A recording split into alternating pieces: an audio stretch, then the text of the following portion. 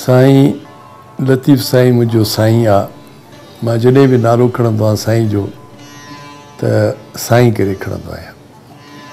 जीअं जे पहिरियां त चवंदा हुआसीं शाह कैजुअल में लतीफ़ साईं बि चवंदा हुआसीं लतीफ़, पर जॾहिं खां वठी मूं साईं खे पढ़ियो आहे, साईं जो तर्जुमो कयो आहे, तर्जुमे करण में छा थो थिए जो माण्हू वधीक गहराई सां पढ़े थो, यानी पढ़णो पवे थो। तंहिंखां पोइ बि जॾहिं उहा कैफ़ियत तारी थिए थी शेर जी बैत वारी, त पोइ वरी उनखे ट्रांसलेट थो करे। सो मूं साईं खे जॾहिं बि तॾहिं खां वठी मूं ईअं महसूसु कयो आहे त मुंहिंजो जेकॾहिं को मुर्शिद आहे त साईं आहे, लतीफ़ साईं। यानी इन करे न त सैयद आहे या को रूहानी, पर शाइर एॾो अज़ीम आहे, मुंहिंजो एॾो वॾो विरसो आहे उहो, जो मां हुनखे पंहिंजो साईं ऐं मुर्शिद थो मञां। साईं जी शाइरी पढ़ंदे मूंखे हमेशह ईअं महसूसु थियो आहे त साईं जी कशफ थींदा आहिनि। जीअं हाणे पढ़ंदे पढ़ंदे महसूसु थींदो आहे त का शइ मूंखां रहिजी वई, पोइ वरी ख़बर पवंदी आहे त इंकशाफ़ थींदो आहे त अड़े हीअ बि आहे छा साईं जे शेर में ॻाल्हि। मिसाल थो ॿुधायांव त मूं साईं जो सारो रिसालो तर्जुमो कयो आहे, उन में हिकु हिकु लफ़्ज़, हिकु हिकु सिट पढ़ी हूंदी, हिकु हिकु बैत पढ़ियो हूंदो। हिकिड़े ॾींहुं वरी जो मां साईं जो मूमल राव त हिकिड़ो शेर आयो ऐं मूंखे अजीब महसूसु थियो त मूंखे उहो शेर तर्जुमो करण महिल अहिड़ो छो न महसूसु थियो हो जेको वरी पोइ थियो। मां त उन जो शेर तव्हांखे ॿुधायां। आखूं ड्राखूं सरखंड शाखूं जिथे चोखा चंदन कंवर। हाणे इन सिट जी जेका वर्ड म्यूज़िक आहे, जेको लफ़्ज़नि जो जेको फोनेटिक्स जा जेके आहिनि अरेंजमेंट, जेको आवाज़ आहिनि, उहो ई पंहिंजी जाइ ते काफ़ी आहिनि उन हुस्न जी इंतिहा ते। आखूं ड्राखूं सरखंड शाखूं जिथे चोखा चंदन कंवर। मये से ई माणिया जिन ते न भिरनि भंवर। यानी पाकीज़गी कमल जे गुलनि जी अहिड़ी आहे जेके उते जो उन ते अञा ताईं भंवर भिरिया ई न आहिनि। कुंवारियूं ऐं कंवर, कुंवारियूं काक जूं ऐं काक जा कुंवारा कंवर, कमल जा गुल, काह त पसूं काक जा। मूं चयो हेॾो हुस्न हिकिड़े शेर में आहे ऐं मूंखे ख़बर ई तॾहिं कोन पई त को हिन में एॾो हुस्न आहे। आखूं अखरोट जा वण, ड्राखूं ड्राख अंगूर जूं वलियूं, सरखंड जूं ख़ुशबूदार सरखंड जूं शाखूं, जिते चोखा चंदन, जिते तमामु घणो चंदन आहे, ऐं कंवर जा गुल। उहे कंवर जा गुल कहिड़ा आहिनि? जिन ते न भिरनि भंवर, जिन ते न।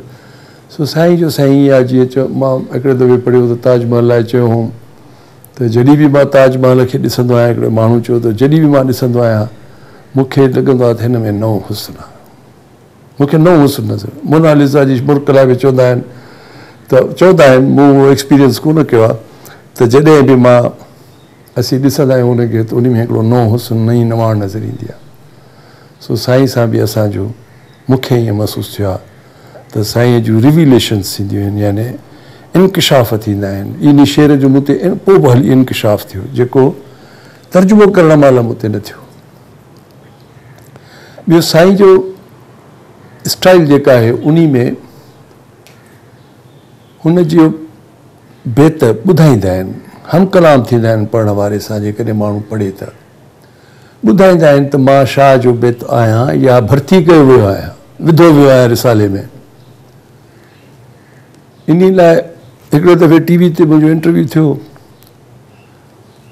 उते मूंखां कंपोज़र इहो कंपेयर जेको उन पुछियो त भला तव्हां ॿुधायो त शाह जो सुर केॾारो शाह जो आहे या न आहे। ऐं इलामा साहब उनखे कढी छॾियो आहे। मूं चयो इलामा साहब साईं खे पढ़ियो आहे अकुल सां, दानिश सां, लाजिक सां, मंतिक सां। मूं साईं खे पंहिंजी दिलि सां पढ़ियो आहे। सो हुनजो कलाम मूंसां ॻाल्हाईंदो आहे, मूंखे ॿुधाईंदो आहे मां आहियां शाह जो या न आहियां। मुंहिंजो केॾारो में मिसाल हिकिड़ो आहे शेर त हण भाला विड़ भाकुरे आदि ढाल मढा लाड़ इहो शेर ख़लीफ़े नबी बख़्श बि थी सघे थो, को बि रज़बिया शाइरी करण वारे जो थी सघे थो, पर मूं हुनखे शेर ॿुधायो त साईं जो ही बैत जेको आहे उहो साईं खां सवाइ ॿियो चई नथो सघे। उन मां ख़बर थी पए त केॾारो जो आहे। त हुन पुछियो कहिड़ो बैत आहे? मूं चयो कारे ककर हेठि मूं झेड़ींदे छॾिया। मूं चयो साईं आहे इमेजिस्ट शाइर। इमेजिस्ट चइबो आहे तस्वुराती अक्स ठाहिणु। हीअं बुश सां जीअं केरु पेंटर हीअं पेंट करे छॾे अक्स, ईअं पेंट थो करे छॾे साईं। कारो कारो बार ककर, कारे ककर हेठि मूं झेड़ींदे छॾिया पंहिंजा महबूब जेके आहिनि। कारा कुंद हथनि में अड़ल वछेरा हेठि, तलवारुनि जा कारा मुठिया उन्हनि जे हथ में आहिनि ऐं अड़ल वछेरा हेठि, ऐं उन्हनि सर्किश घोड़ा जेके आहिनि उन्हनि जे हेठि आहिनि, राननि जे हेठि आहिनि। इहो नज़ारो पेंट करण खां पोइ उन ते हुनजी महबूबा जी कैफ़ियत थो वरी पेंट करे त तिन्ही सां थी ॾेठ मोटण जिनी मेण। मुंहिंजो इहो आहे साईं जो स्टाइल। त कीअं थो पियो मंज़र कशी, मंज़र कशी इन खे न चइजे, इन खे बसि इहो ई आहे त अक्स जेके आहिनि इमेजिस उहे त साईं इमेजिस्ट पोइट आहे। उनखे चइबो आहे इमेजिस्ट पोइट। हिकिड़ा वॾी तहरीकली मग़रबी शाइरी में इमेजिस्ट पोइट्स ई। ॿिया साईं जा इमेजिस्ट वरी ॿुधायोमांसि। मूं चयो हाणे मां तव्हांखे ॿुधायां थो त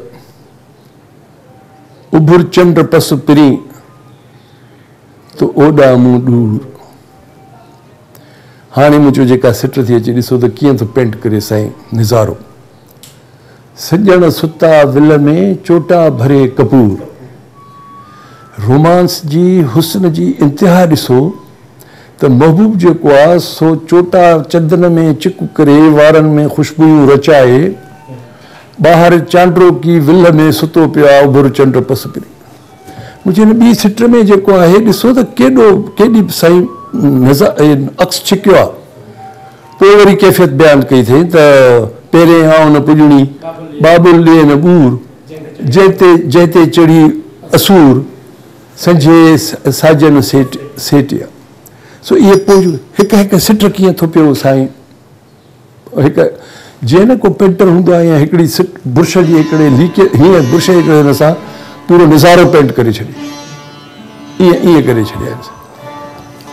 मुंहिंजो अहिड़ो साईं शाइर आहे। वरी मूं हुन ॿी ॿुधायो त हाणे मूं चयो जेको आम साईं जो क़ौम परस्तनि में बि असां में मशहूरु आया हूअं बि सिंध में सिंध जी पॉलिटिकल जेका मंज़रनामो आहे जेको निज़ारो आहे उन जो साईं कीअं पंहिंजो शाइरी में बयानु कयो आहे।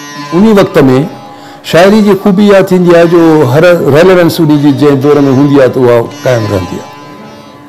हाणे साईं जो ॿियो जेको मशहूरु बैत आहे त बंदर जा भई सुखाणा मसुमाहो, इहो त ठीकु आहे। हाणे ॿी सिट ॾिठा चओ कपर तो कुन करे जीअं माटीअ मंझि मही। मुंहिंजो हाणे जिन माण्हुनि खे ख़बर आहे त मट में ॾुध कीअं विलोड़बो आहे, उते जेके विलोड़ा ईंदा आहिनि उहो कीअं थो पियो साईं हिन जे कुन जी ॿुधाए त कपर थो कुन करे। कपर में ईअं कुन आहिनि, कपर उन में हालत कुन जी अहिड़ी आहे जीअं माटीअ मंझि मही। हा पोइ हाणे पोइ त वरी पोइ अॻिते थाट आहे। मां ॿुधायां थो त जेको साईं अक्स थो ठाहे, बंदर जो अक्स आहे, बंदर ते भउ आहे, किनारो बंदर किनारे जो जेको अक्स आहे ॾिसो नी केॾो ख़ौफ़नाक। बंदर थो कपर थो कुन करे जीअं माटीअ मंझि मही।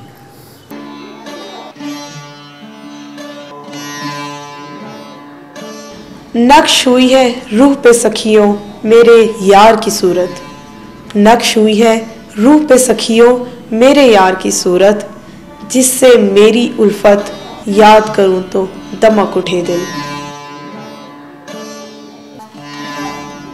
Whenever I think of him, he comes flashing into conscious. I remember him so.